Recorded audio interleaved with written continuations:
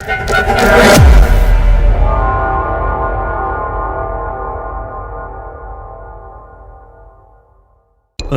1888 August 31 வெள்ளிக்கிழமை காலையில் Charles க்ரோஸ்ன்ற ஒருத்தர் லண்டன் ஒயிட் செப்பல் ரோட்ல இருந்து பெக்ஸ்டோ ரோட்டுக்கு வாக்கிங் போயிட்டு இருந்தாரு. அப்போது ரோடோரமாக ஏதோ ஒன்று சம்திங் ஸ்ட்ரேஞ்சாக இருக்கிறத பார்க்குறாரு. அது என்னென்னு பக்கத்தில் போயிட்டு பார்த்த சார்ல்ஸ் ரொம்பவே ஷாக் ஆகுறாரு. அங்கே அவர் பார்த்தது ஒரு பெண்ணோட இறந்த உடல். ரொம்பவும் கொடூரமாக வெட்டுப்பட்டு வயிறு பகுதியில் 8 இன்ச்சஸ் அளவுக்கு ஆழமாக 4 வெட்டு காயிருந்ததை பார்க்குறாரு. உடனே சார்ல்ஸ் இதை பற்றி போலீஸுக்கு இன்ஃபார்ம் பண்ணுறாரு. கொஞ்ச நேரத்திலேயே போலீஸும் சம்பவ இடத்துக்கு வராங்க. அங்கே வந்து போலீஸ் பொடியை பார்த்து ரொம்பவே ஷாக் ஆகுறாங்க. அதாவது இறந்த பெண்ணோட உடலை பார்த்து இந்த பொண்ணுக்கு குறைஞ்சது அரை மணி நேரம் சரி உயிரோட வச்சு துடிக்க டார்ச்சர் பண்ணி தான் கொலை பண்ணியிருக்கு போலீஸ் கண்டுபிடிக்கிறாங்க. இந்த சம்பவத்தால் முழு லண்டன் சிட்டியும் பீதி அடைய ஆரம்பிக்குது. முழு லண்டனும் இந்த கொலையை பற்றின பேச்சு தான் அடிப்படை தொடங்குச்சு. எஸ், முழு உலகத்தையும் திருப்பி பார்க்க வச்ச கொடூரமான serial killer Jack the Ripper பற்றின ஸ்டோரியை தான் இந்த வீடியோவில் பார்க்க போகிறோம்.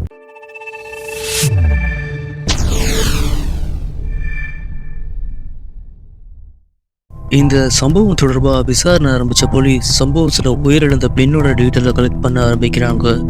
விசாரணையில் கொலை செய்யப்பட்ட பெண் 43 வயசான மேரி ஆன் நிக்லோஸ்ன்ற ஒரு செக்ஸ் ஒர்க்கர்னு தெரிய வருது. மேரியோட கொலை நடந்து சரியாக 1 வீக் கழிச்சு 1888 செப்டம்பர் 8ஆம் தேதி சனிக்கிழமை அன்னைக்கு இன்னும் ஒரு கொலைகள் நடக்குது.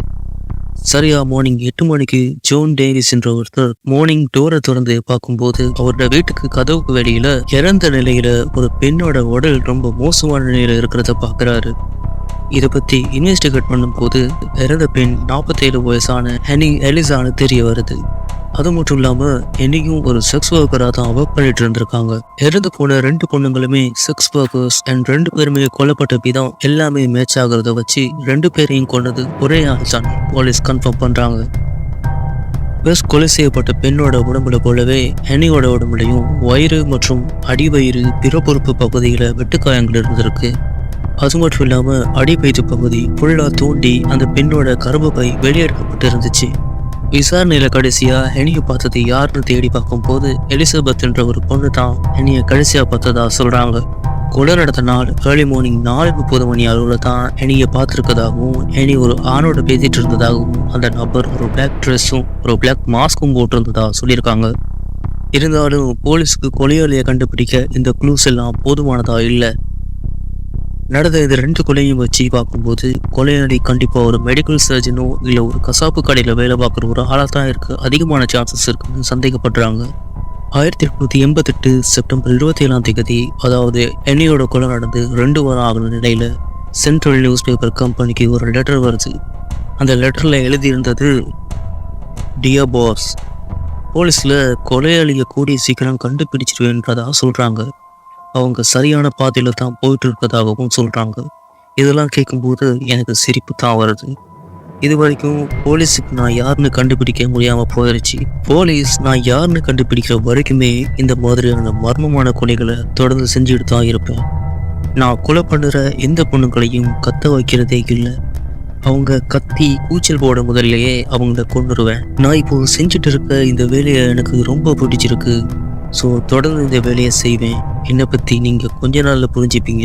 லாஸ்ட்டாக நான் கொன்ன பொண்ணோட ரத்தத்தை ஒரு எம்டி பாட்டிலில் பிடிச்சி வச்சுருந்தேன். அந்த பிளட்டால் தான் இந்த லெட்டரை எழுதணும்னு நினச்சேன். பட் அன்ஃபார்ச்சுனேட்லி அந்த ரத்தம் எல்லாம் கட்டி ஆயிடுச்சு. அதனால இந்த லெட்டருக்கு சிவப்பு நிற இங்கே போதுமானதுன்னு நான் நினைக்கிறேன். அடுத்து நான் கொலை பண்ண போகிற பெண்ணோட காதலோட சேர்த்து அனுப்பி வைக்கிறேன். நான் அடுத்த கொலையை பண்ண பிறகு இந்த லெட்டரை நியூஸ் பேப்பரில் பப்ளிஷ் பண்ணுங்க. எனக்கு எப்போல்லாம் சான்ஸ் கிடைக்குதோ அப்போல்லாம் நான் இந்த கொலைகளை பண்ணிகிட்டே இருப்பேன். யுவர்ஸ் ட்ரஸ்ட்லி ஜாக் த ரிப்பர்னு மென்ஷன் பண்ணியிருந்துச்சு. அந்த லெட்டரோட எண்டில் எனக்கு வேற எந்த பேருமே வைக்காதீங்க, என்னோட ரெட் இங்க் முடிய முதல்ல நான் இந்த லெட்டரை முடிச்சுக்கிறேன்னு போட்டு இருந்துச்சு. நீங்கள் என்ன ஒரு மெடிக்கல் சர்ஜர்னு சந்தேகப்படுறீங்கன்னு எனக்கு தெரியும்னு அந்த லெட்டரில் இருந்துச்சு. உடனடியாக அந்த லெட்டர் சம்மந்தமாக இன்வெஸ்டிகேஷன் பண்ணுறாங்க. பட் இருந்தாலுமே அந்த லெட்டரை எழுதுனது யாருன்ற எந்த டீட்டெயிலுமே கிடைக்காம போயிடுது. அதுக்கப்புறம் இந்த லெட்டரை நியூஸ் பேப்பரில் பப்ளிஷ் பண்ணுறாங்க. முழு லண்டன் சிட்டியுமே இந்த லெட்டரை பற்றின பேச்சு தான் தீயா பரவ ஆரம்பிக்குது. சரியா இந்த லெட்டரை கடிச்சு 3 நாள் ஆகிற நிலையில, அதாவது 1888 செப்டம்பர் 30 ஏர்லி மார்னிங் 1:30 மணிக்கு என்னைய கடைசியா பார்த்ததா சொன்ன எலிசபெத்தோட டெட் பாடி கிடைக்குது. எலிசபெத்தோட பாடியை செக் பண்ணும்போது வயிற்று பகுதியில் மட்டுமே வெட்டுக்காயம் இருந்திருக்கு. இதை பார்க்கும்போது கொலையாளிக்கு தன்னுடைய வேலையை முழுசா செஞ்சு முடிக்க முதல்ல ஏதோ ஒரு இடையூறு ஏற்பட்டிருக்கணும்னு போலீஸ் கெஸ் பண்றாங்க. இந்த பக்கம் எலிசபெத்தோட பாடி கிடைச்சி 45 நிமிடங்கள் ஆகிற நிலையில எலிசபெத் கொல்லப்பட்ட தெருக்கு பக்கத்து தெருவில் கேத்தரின் எட்வர்ட்ஸ் என்ற இன்னொரு பெண்ணோட பாடி கண்டுபிடிக்கப்படுது. அந்த பெண்ணோட முகத்தை ரொம்பவும் மிருகத்தனமா அடையாளம் தெரியாத அளவு சிதைச்சி இருந்துச்சு. அதோட அந்த பெண்ணோட ஒரு காது, கர்ப்பப்பை மற்றும் ஒரு கிட்னின்னு அழுத்தெடுக்கப்பட்டு இருந்துச்சு. ஒரே நாள் நடந்த இந்த 2 கொலையும் கேள்விப்பட்ட லண்டன் மக்கள் வீதிகளை அலற ஆரம்பிச்சாங்க. இந்த 2 கொலையும் நடந்த மறுநாள், அதாவது 1888 அக்டோபர் 1 சென்ட்ரல் நியூஸ் பேப்பர் கம்பெனிக்கு மறுபடியும் ஒரு லெட்டர் கிடைக்குது. அந்த லெட்டர்ல இன்னும் உனக்கு இந்த ஜாக் தி ரிப்பர் பத்தி உங்களுக்கு ரொம்ப நல்லா தெரிய வரும். இந்த முறை எதிர்பார்க்காத மாதிரி 2 கொலைகளை செய்ய வேண்டியதாகிருச்சு. நான் முதல் லெட்டர்ல சொன்னதை போலவே கொலை பண்ண ஒரு பெண்ணோட காதை வெட்டி எடுத்து வச்சிருக்கேன். இருந்தாலும் அதை பொழுதுக்கு அனுப்ப முடியாம போயிருச்சு. என்னோட முதல் லெட்டர்ல நியூஸ் பேப்பர்ல பப்ளிஷ் பண்ணதுக்கு ரொம்ப தேங்க்ஸ், ஜாக் தி ரிப்பர் அப்படின்னு எழுதிருந்துச்சு. இப்போ போலீஸ்ல முதல் கிடைச்ச லெட்டர்ல உள்ள கையெழுத்தும் இந்த லெட்டர்ல உள்ள கையெழுத்தும் மேட்ச் ஆகுதான்னு செக் பண்ணி பார்க்குறாங்க. செக் பண்ணதுல 2 கையெழுத்துமே ஒன்னோட ஒன் மேட்ச் ஆகியிருக்கு. 1888 அக்டோபர் 16 ஒயிட் செப்பல்ல உள்ள குற்ற கண்காணிப்பு கமிட்டியோட ஹெட்டான ஜார்ஜ் லாஸ்க்கு ஒரு பாக்ஸ் ஒன்று கொரியர்ல கிடைக்குது. அந்த பாக்ஸ்ல ஒரு லெட்டர் ஒன்று இருந்திருக்கு. அந்த லெட்டர்ல ஃப்ரம் எல்னு ஹெட்டிங் போட்டிருந்ததோட, மிஸ்டர் ஜார்ஜ் லாஸ், நான் கொன்ன பெண்ணோட கிட்னியில பாதியை உனக்கு இந்த பொட்டியில போட்டு அனுப்பி வச்சிருக்கேன். மீதி துண்டை நானே சாப்பிட்டேன்.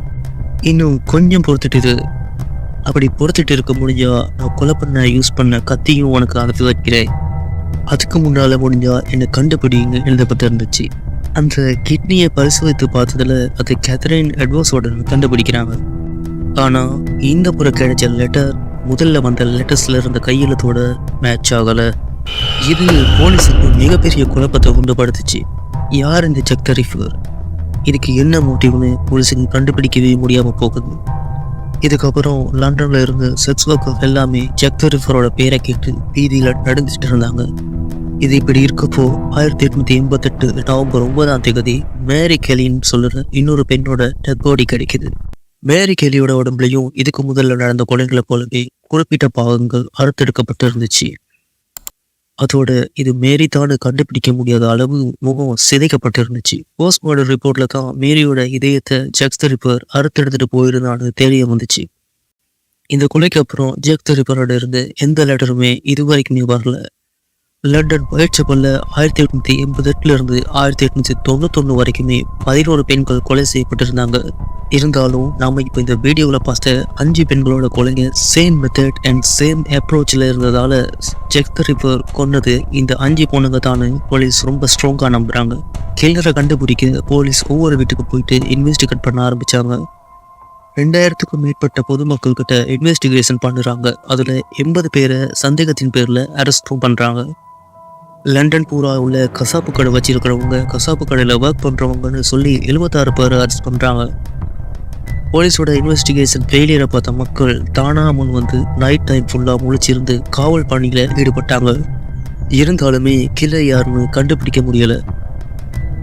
1891 அப்புறம் ஜாக் தி ரிப்பர் கொலை பண்ணதா எந்த கேஸுமே ஃபைல் ஆகலை.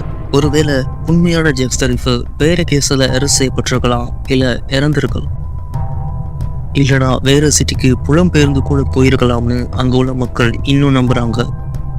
ஆனாலும் இந்த ஜாக் தி ரிப்பர் யாரு? ஏன் செக்ஸ் ஒர்க்கரை மட்டும் கொலை பண்ணா? ஏன் கொலை பண்ணி அவங்களோட உழைப்பகத்தை அறுத்தெடுத்துட்டு போனா? ஏன் ஒவ்வொரு கொலையும் பண்ணிட்டு போலீஸுக்கு சேலஞ்ச் பண்ணிட்டு இருந்தான்? இது எல்லாத்துக்கும் answer, yes, this case remain unsolved.